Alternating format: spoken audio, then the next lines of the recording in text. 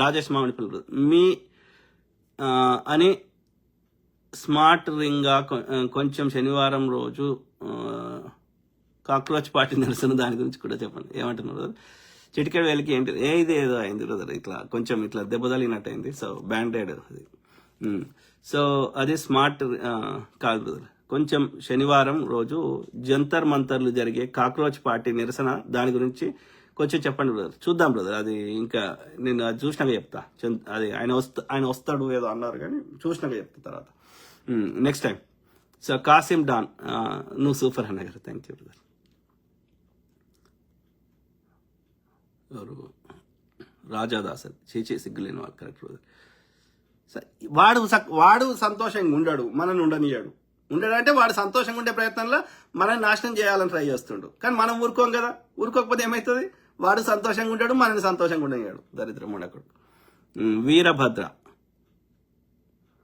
అక్కడే ఉన్నాడు, అక్కడే ఉంటాడు, అక్కడే ప్రెస్ మీట్ పెట్టాడు, అక్కడే పోటీ చేస్తాడు. ఏం పీక్కుంటావు? ఏం పీకం రా, మేమెందుకు పీకుతారు రా? మాకు వేరే వాళ్ళ పీకే అలవాటు లేదు. ఓకే, మాది మేము పీక్కోవడానికి ఇబ్బంది పడుతుంటాం కాబట్టి మేము అట్లా పీకం. వాడికి పీకే అలవాటు ఉంది కాబట్టి ఇక వాడు తెలంగాణలో పీకుతా అంటున్నాడు. ఆంధ్రాలో ఏం పీకింది లేదు.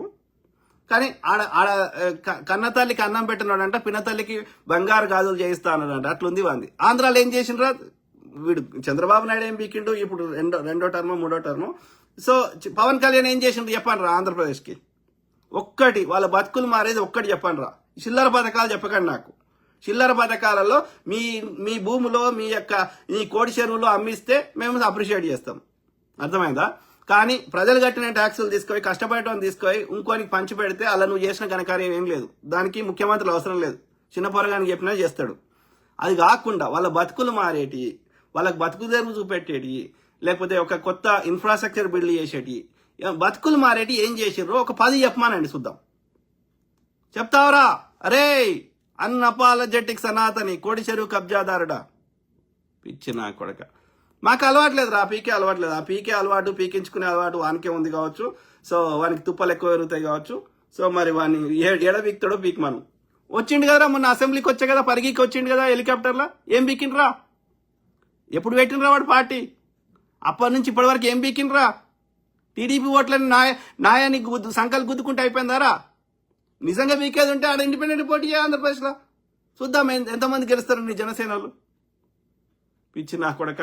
ఆడ వీకింది లేదు, ఈడ వీకేది లేదు, ఈడ గతంలో వీకింది లేదు, ఇప్పుడు వీకింది లేదు. అయినా సరే పోటీ చేయరా మేము వద్దంటలే. ఓకే, చూపెడతారు తెలంగాణ ప్రజలు చూపెడతారు. రమన్ వాని బండి గాల పెడతారో, జన సైనికుడిని తీసుకుపోయి ఆ ట్యాంక్ బండ్లు ఎత్తేస్తారో చూద్దాం. ఎవడు ఆపుతున్నారా? రమన్.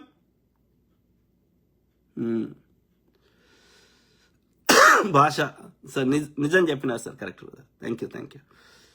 సాది మిత్రులారా, రాజాదాస్ రాజన్న, మన ఘనమైన తెలంగాణ చరిత్రని చక్కగా ఎక్స్ప్లెయిన్ చేస్తున్నావు. ఇంత చరిత్ర ఉన్న మన తెలంగాణ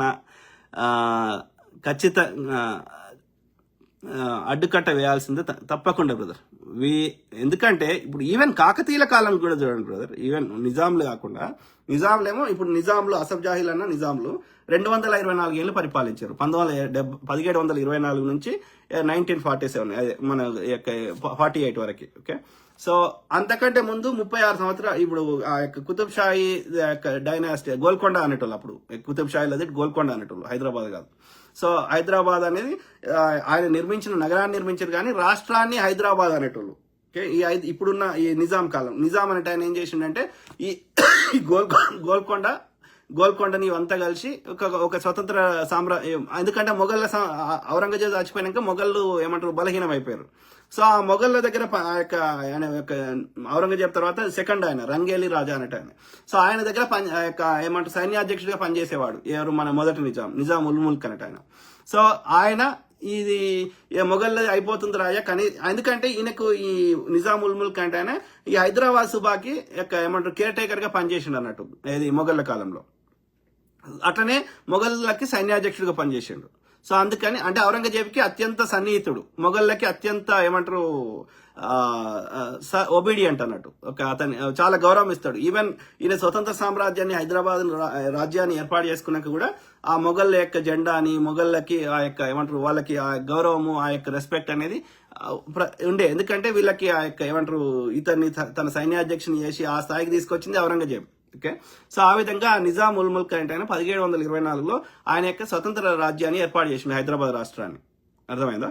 అంతకంటే ముందు పోతే ఈ గోల్కొండ, ఈ కాకతీయుల తర్వాత ఏమైంది అంటే ఈ బహమనీయులు ఒక సంధిలో భాగంగా బహమనీయుల కాకతీయుల తర్వాత ఇల్లు వచ్చిర్రు. ఎవరు?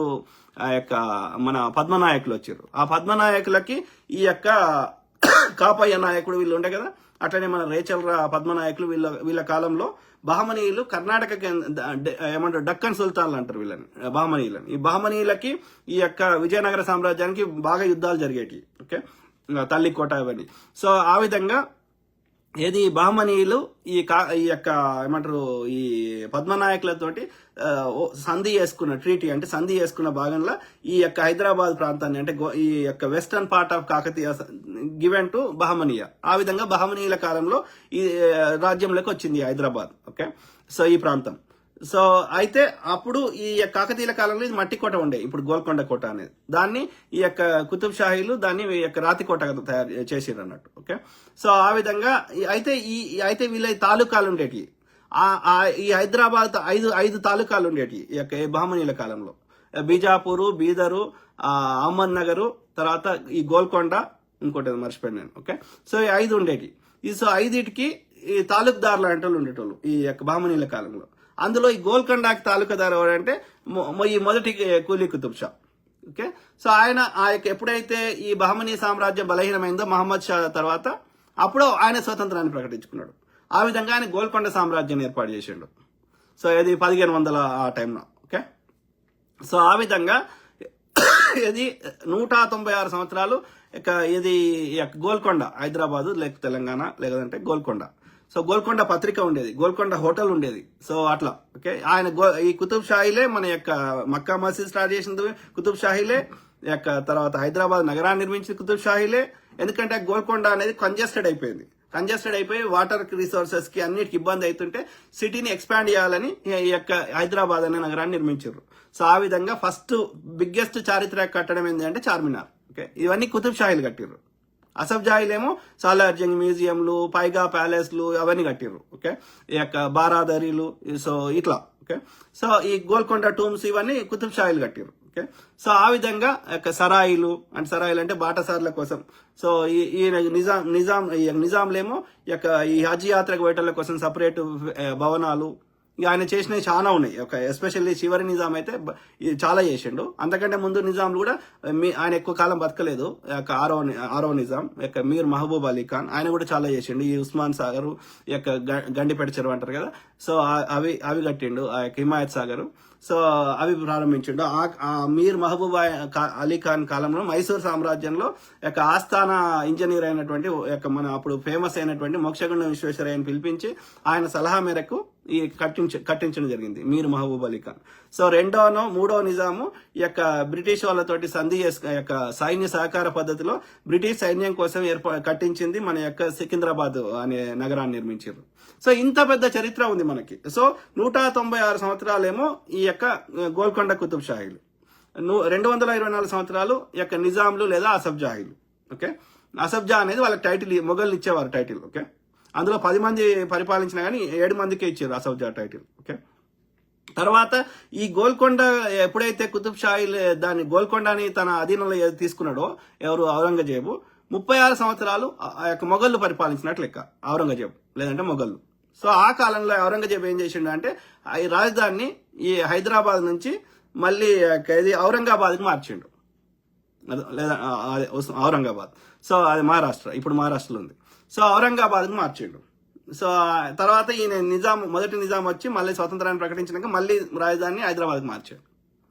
సో ఇది రీసెంట్ చరిత్ర. అంతకంటే ముందు పోతే కాకతీయులు వరంగల్ కేంద్రంగా, సో ఇప్పుడు ఇది కాకతీయుల కింద ఉండే. సో అంతకంటే ముందుకు పోతే ఈ యొక్క బాదామి చాళుక్యులు, వెస్టర్న్ చాళుక్యులు కర్ణాటక కేంద్రంగా. ఓకే, అంతకంటే ముందుకు పోతే రాష్ట్రకూటులు, అంతకంటే ముందుకు పోతే ఈ యొక్క ఏమంటారు శాతవాహనులు, అంతకంటే ముందుకు పోతే మౌర్యులు, ఈ మధ్యలో కొన్ని ఏమంటారు విష్ణుకుండిన్లు, ఇక్ష్వాకులు కొంతమంది పరిపాలించారు. సో ఇది ఒక తక్కువ 2500 సంవత్సరాల చరిత్ర మనకి ఉన్నది. అంతకంటే ముందుకు పోతే జనపదాలు ఉండేవి, ట్రైబ్స్ అక్కడక్కడ ట్రైబ్స్ గా పరిపాలించారు. ఒక కామన్ రాజ్యంగా లేకుండేది, చిన్న చిన్న రాజ్యాలు ఉండేవి. ఈ ట్రైబ్ అంటే ఈ యొక్క ఆఫ్రికా నుంచి 65,000 సంవత్సరాల కింద వచ్చినటువంటి ట్రైబ్స్, ఆ ట్రైబ్స్ గానే బతికిరు చాలా ఏండ్లు. ఓకే, ఈ సివిలైజేషన్ అనేది ఈ సింధు నాగరికత ఇప్పటి నుంచి స్టార్ట్ అయినట్లు లెక్క.